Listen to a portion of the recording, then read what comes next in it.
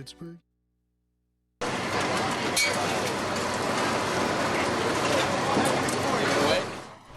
It was 20 years ago tomorrow when the towers fell, the Pentagon was struck, heroes took action, and the world responded. I can hear you, the rest of the world hears you, and the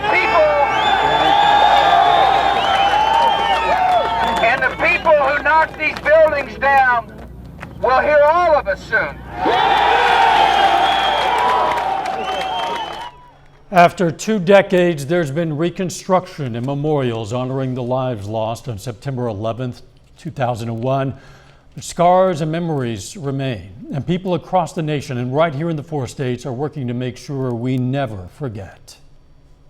God bless America, my home, sweet home.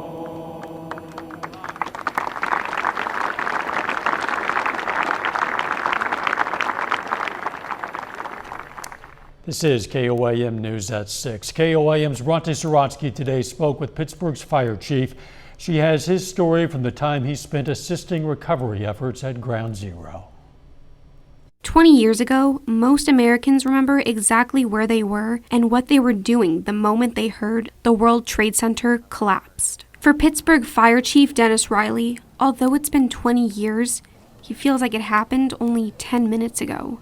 Riley was a battalion chief in New Jersey, as well as a member of the State Urban Search and Rescue Task Force. That morning we got alerted and actually deployed to New York City, and we operated at Ground Zero for either 10 or 12 days, I forget. So I spent a lot of time at Ground Zero. Even 20 years later, the importance of remembering 9/11 remains, although with time, it's harder for younger generations to remember what happened that day. We have people working in this agency that are riding our fire engines, making runs every day that weren't even in kindergarten when 9/11 occurred. They don't have a clear memory of that day. Which is why Chief Riley emphasizes the importance of commemorating this day and educating those too young to remember. And sooner or later, I'm not going to be here. Sooner or later, I'm going to retire, and that message needs to live long after I'm gone. And the only way we can ensure that to happen is to make sure we have the yearly memorials, we have the commemorative events, we talk about this, we keep in sight in their vision, because 20 years is a long time. I get that. We just have to make sure that we just don't let it fall off of the radar. And the aftermath still haunts first responders every day, which is why Riley stresses the importance of really remembering. Never forget is just nothing more than a fancy slogan on a t-shirt, unless you're willing to do something, constructive, unless you're willing to do something substantial. In Pittsburgh, Bronte Sorotsky, KOAM News. Tomorrow, the city of Pittsburgh will conduct a service to recognize the anniversary. It'll be at Fire Station number 1 and will begin at 8:40 a.m. People all over the nation felt a personal connection to 9/11, and that includes people right here at KOAM News. 20 years ago, our evening co-anchor was Megan Rodney, who grew up in the New York, New Jersey area. On 9/11, her father was teaching at a high school just blocks from Ground Zero. Megan came to work that day unable to reach her father and not knowing whether he was okay. Megan, who is now Megan Noah, lives in that area again now, and I spoke with her this afternoon by Skype. Again, I remember sitting in the studio with you, anchoring the news, watching, my hometown and the destruction and devastation, and just being the unbelievable images that were being shared, and knowing I couldn't get in touch with my dad, didn't know if he was okay, didn't know if he was safe. And I remember the whole team at KOAM just supporting me that day and being my friends, my family there in Missouri. And when we got the call that he was okay, I just remember crying. Megan's father directed his students to safety. Although he survived that day, his death 6 years later was linked to exposure to the dust of 9/11. Megan is now the mother of 11-year-old twin girls. She's going to tell us how she shares the story of 9/11 with them tonight at 10. McDonald County High School today hosted a ceremony recognizing the anniversary of 9/11 and U.S. troops. It featured a presentation of colors by the McDonald County High School ROTC, a play by the drama class, and a performance of the national anthem by the school choir. It's kind of our response as a nation that really mattered. What spoke to me was the solidarity, the unity that we showed afterwards. It's just when there's so much division right now, so much. It's just that we can come together. Today's ceremony also included a video with former President George W. Bush. Tonight at 10, we're going to have more on memorials and ceremonies across the nation honoring the lives we lost on September 11th, 2001. Right now, though, we check in with Nick Kelly for a first look at the weather. Thankfully, this Friday turned out to be a better one, Dow, compared to last Friday, where we had evening thunderstorms, muck up some outdoor plans, not to mention some football games, but looking much better this time around. Maybe a bit of an interesting color to the sky, but clear skies is what we've seen all day long, and that's resulted in a completely dry scan on the radar network. This will not get a workout this time around, as long as we continue with mostly clear skies on top of the region. As far as temperatures go, starting to see the numbers drop off a little bit. Most of us in the upper 80s to near 90 degrees, so still a bit warm out there because of that south wind at 5 to 15 miles per hour. Despite that, we're keeping everyone, the entire area, dry this time around this evening, and temperatures will follow suit once we get past sunset. 83 by 8, 77 by midnight. I see most of us dropping back around 70 for tonight, Dow, but we'll see if the heat will stick around this weekend and when we'll get our next chance for rain. We'll break it all down here in a bit. All right, we'll catch you then. Still ahead, Joplin's historic Murfreesburg is set to celebrate 150 years. We'll look at how community members will mark the occasion, and the completion of a trail connecting Missouri Southern students with entertainment options in town. Tomorrow, historic Murfreesburg Preservation Incorporated will celebrate the Joplin neighborhood's 150th anniversary. The neighborhood was originally a town of its own that would later combine with the town of Joplin. The celebration will include an Irish band and a German band to celebrate the founders' ancestry. It'll also feature beer and wine tastings and food trucks. Well, we hope that people gain an appreciation of all historic preservation. You know, when these houses are gone, and we do lose them sometimes to electrical fires, when they're gone, and there goes your history. Tomorrow's event will also include a ceremony honoring the victims of 9/11. Ribbon cutting today marked the completion of a trail connecting Missouri Southern with the movie theater and shopping areas at North Park Mall. The approximately 1 mile out and back trail includes a pedestrian bridge over Turkey Creek, making it possible for students who don't drive to easily access food, shopping, and entertainment options across the water. Because it's going to benefit our students, going to benefit the citizens of Joplin. Now that our students, they can, without the use of a vehicle, they can walk or bike from our campus across the creek to go to restaurants, to the mall, to the movies, and it's a much safer area to walk. The city oversaw the trail and bridge construction, with MSSU providing and installing lighting along the trail. Later, Cecil Floyd students in Joplin are treated to a surprise visit from some Missouri Southern Lions. But first, we'll break down if our hot weekend will continue, plus our next chance for rain. We'll break it down next. No matter what you do.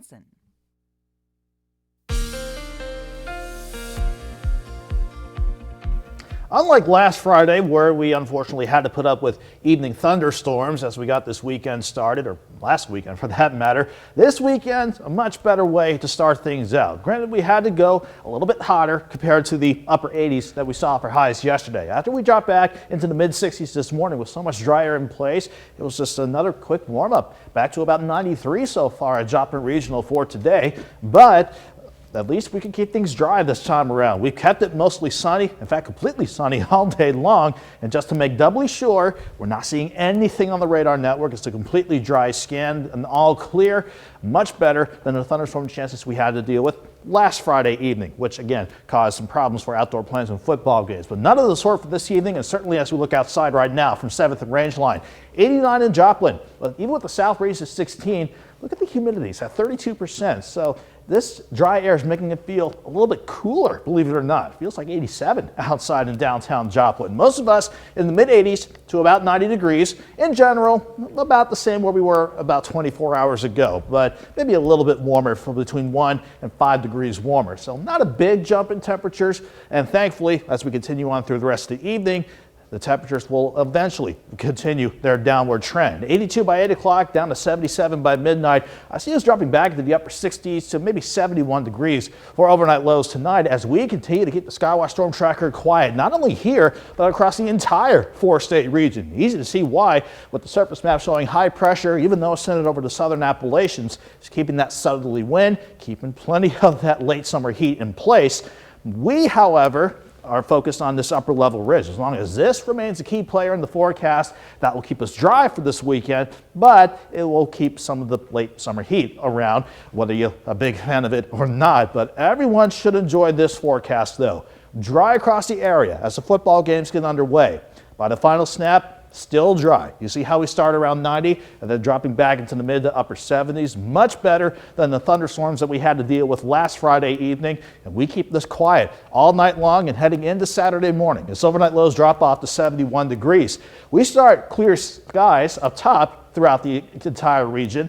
And we'll just keep these mostly sunny all day long. Even with the southwest breeze at 15 to 25, we'll go to 89 by noon. Joplin should top out at 95 tomorrow afternoon. Everybody else, we're all fair game pretty much to hit the mid-90s for Saturday afternoon. At the very least, even with this upper ridge in control, we'll keep things dry as we continue into Sunday and Monday, but this will generally keep us in the lower to middle 90s for afternoon highs. Now come Tuesday and the middle of next week, certainly Wednesday, a front to the north will be pushed our way with the sinking jet stream. This will give us our best shot for thunderstorms on Wednesday and maybe some leftover rain on Thursday. But as soon as those rain chances work in, we'll see that result in a nice drop in temperatures in the extended forecast. But 95 for tomorrow, at least we keep things dry. Let's go 93 on Sunday, 90 on Monday, 92 on Tuesday. Dry to start early next week out. But once we hit the midweek, that front comes in. Best rain chances come in on Wednesday, maybe some lingering rain on Thursday. But with that front and rain chances down, that'll send highs back into the 80s by then. Won't that be nice? It'll be very nice, especially with lows in the upper 60s too. Yeah, you bet. And in the meantime, humidity not too bad, so that's a plus. Yes, it is. Thanks. Missouri Southern football team plays its home opener tomorrow against Northeastern State. Before the Lions hit the field, though, they spent today connecting with the Joplin community and making some new young fans. Sports reporter Danny Terzer has more. The Missouri Southern football team visited 3 Joplin area elementary schools during lunch and recess. Honestly, I would say be on my team. What team are you on? The winning team. I never had anything like this, so I hope this gives them an opportunity to look up to us and want to be either football players or whatever they would like to be in life. Wait, what position do you play? Wide receiver. I play wide receiver too. My dad had me meet one of the football players, and it was the coolest moment in my life because it's just, they're older, they have the jersey. It's just one of those things, now I get to do the same thing for them. The players were met with excitement and awe. How tall are you? I am 6'2". I'm not that tall. I don't feel that tall. You don't know what kind of lifestyle these little kids have, so when you are able to come out here and give them something or someone to inspire them to be better and do better things, it's good for their heart. The kids were also given golden tickets, redeemable for free entry to the Lions home opener on Saturday. This is the first game since 2019 that is going to be at home, so I'm expecting a good turnout, and I know the team is. So this is why another part of why we came out, to give children tickets and give them the opportunity to come to the game as well. If he kicks it deep, you catch it. All right, if he kicks it deep, I'll catch it. Glades is a Joplin High School alum. For him, having the community support means a lot. My entire life I've had the Joplin community behind my back throughout high school, middle school, JYFA, so if we can get the Joplin community out and do what they do best, is what cheer on their teams, and I think that will have a great outcome. In Joplin, Danny Terzer, KOAM Sports. What a great idea. Nice outreach. Missouri Southern's home opener against Northeastern State's going to kick off at 2 p.m. tomorrow afternoon in Joplin. Coming up in sports, it's another big night for high school football in the four-state. Sports director Jacob Leonard's going to join us live from Pittsburgh to preview the Purple Dragons showdown with Chanute after the break. $10 in cash.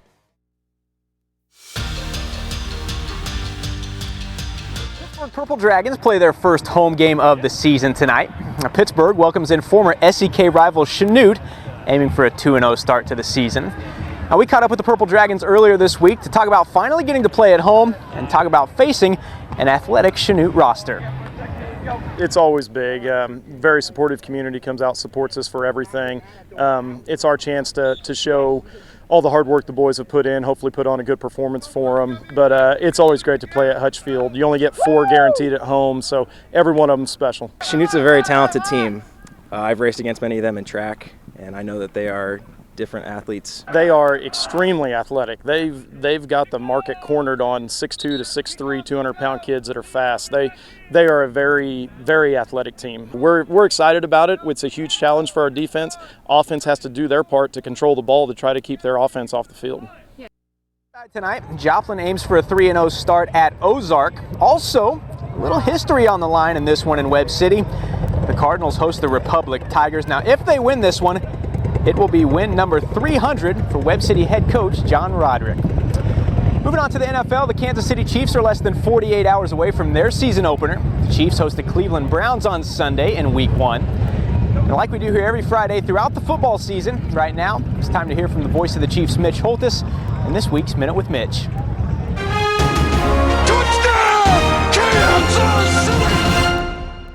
This week, the Chiefs start the quest for a 3rd straight Super Bowl. Only 3 teams have ever done it in NFL history, and only 1 team has done it in the past 4 decades. Now, the NFL thinks they see kryptonite in the Chiefs. A Tyreek Hill or Travis Kelce may be slowing down with a lot of tread on the tire. Hill, the Cheetah, has played almost 2,900 snaps the past 3 years, and Kelce has been even more of a warhorse, playing almost 3,400 snaps the past 3 seasons, with unprecedented production for a tight end in NFL history in that span.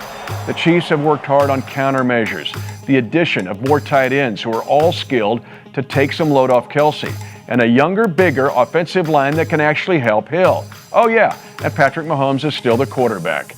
Get it started to climb up the hill on this Minute with Mitch. The Minute with Mitch is brought to you by Como Jewelry. Every day's game day, Como Jewelry, Pittsburgh, Joplin. Sunday's Chiefs-Browns game will kick off at 3:25 right here on KOAM. Before we get to that, though, we have another busy night of high school football here in the 4 states. We're going to have plenty of highlights and scores from all across the area tonight on KOAM at 10 on 4 State Friday night. That's a look at sports. We're back with more news after this. Minute with Mitch. Take time now to honor a local veteran. Sergeant Henry Kohler served in the U.S. Army, his hometown, Joplin. And we are proud to salute Sergeant Henry Kohler. He's tonight's 4 State hero. You know, we have thousands of these local heroes in our database, and you can search for them very simply. You can look by hometown or by name. We're always looking for more to honor. If you'd like to nominate a hero, just go to our website, click on the link. It's koamnewsnow.com. Mike Mahoney joins us now with a look at what's coming up on KOAM News at 9 on Fox 14. Dal, thank you. Tonight at 9, we'll have reaction to President Biden's aggressive new push to get Americans vaccinated. Plus, NASA celebrates 20 years of International Space Station payload operations. And you'll learn why the feds are fining Wells Fargo $250 million. Those stories and a whole lot more tonight on your KOAM News at 9 on Fox 14. Mike, thanks. I know a lot of you are just getting ready to head out the door to go to your local high school football game, and it's going to be a warm one. Yeah, a warm one, but this time around we're not going to deal with any thunderstorms. We're not going to deal with a repeat of last week, which meant a couple of football games getting pushed into Saturday morning. But for this evening, just kickoff, we're dry. Temperatures in the mid to upper 80s, a few spots near 90, and by the final snap, we'll keep things dry as temperatures drop back into the mid to upper 70s. And as we take you through the rest of the night, we will see temperatures eventually drop back into the upper 60s to lower 70s, back to 95 tomorrow, 93 on your Sunday. So thankfully we stay dry this weekend. That's some good news. Thanks for joining us. We'll see you right back here at 10. Let's make it a great evening.